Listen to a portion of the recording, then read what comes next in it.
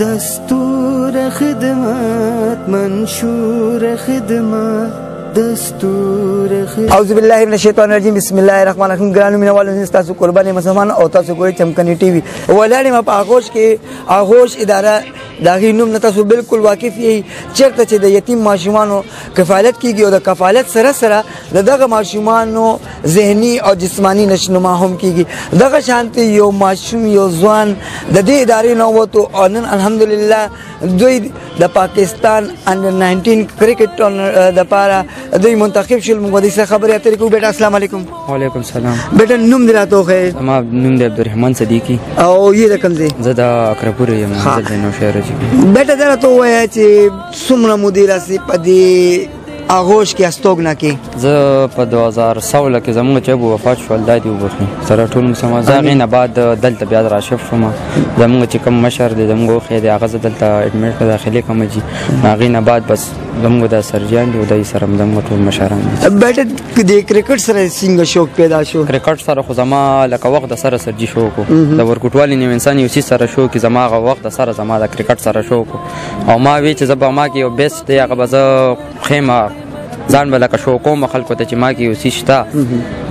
نو بس الحمدلله نن زه په هغه مقام ولاړ یم چې ډېرو خلکو ورته کړی دی. ماشاءالله ته روانې ویسټ انډیز ته ستا څومره ایکسایټډ یې؟ بس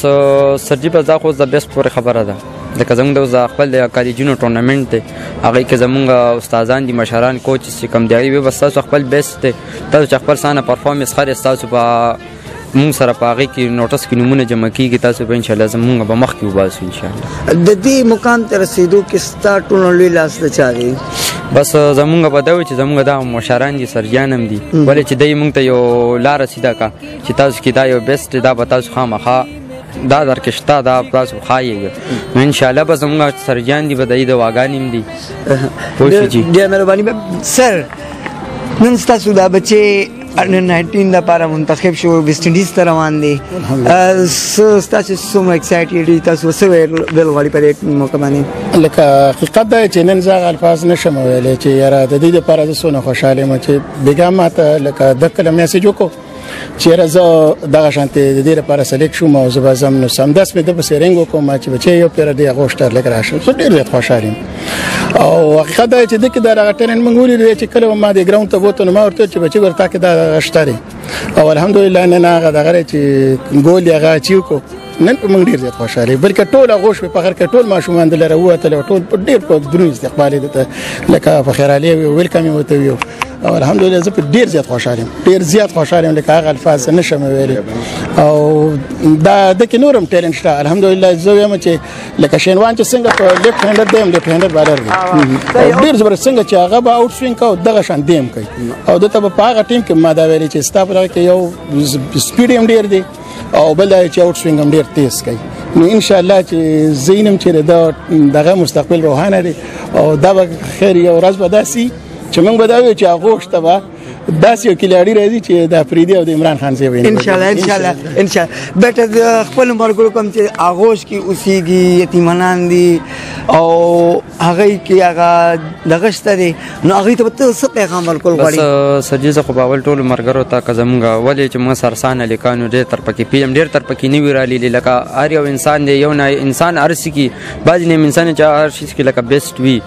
او څوک په کرکټ کې څوک په سبق کې څوک په چې لکه هر یو څیز نه زه وایم چې هغه خپل هغه بیټ ځان ته مخامخ کېدي او په اړه کې ووایي چې زه د دا بیټ چې کم دی دی به زه حاصلوم هله چې زموږ د مشرانو خبره وایي چې کو یو شي لکه چې یو څیز ستا وخت دی هغې پسې به ته محنت کې دا نه دا مطلب نه دی چې تا ته هغه یو ځل میلاو نه شو نو ته به نه کې ما په 2018 کې ما ټریل ورکړو هغې که زه سلیکټ نه شوم په 2019 کې مې ورکړه هغې که نه شوم 20 کې مې ورکړو نه شوم ما خپل محنت بیا هم جاري ساتل دا نه چې بس لکه بعضې نیم انسان یې ړه موړ شي یا رړه مې موړ شو نه شم کولی ما خپل محنت چې کومه ما خپل محنت برقرار ساتلو انشاءالله بس دا تاسو په مخامخ مجي د خپل چې کم مقام هغه حاصل کو او دا زمونږ د استل لیکان دي زغی ته دغه خاص کومه دې کې سب بیستی دې د غزان ته مخامخ کی ان شاء الله دې باغ حاصل کیږي. ثانک یو بیٹا ډیره مهرباني. چمکانی ټي وي ستاسو لپاره کامیابی لپاره نیک خواهشات اظهار کوي او الله دې کی چې تاسو د دې ملک او د قوم نوم روښانه کېدو کې تاسو یو کرداري الله دې تعالی سره کی او الله تعالی دې تا کامیاب کی. مینوالو دا زمون مرګره مونږ د دې مهرباني او شکریا ادا کوو چې دوی مونږ ته ټایم راکوم څه خبرې اترې کی او الله تعالی د دوی خپل دوی دی الله په خپل مقصد کې کامیاب او کامران کی. بل خبرو تاسو نه ځم د الله پامان.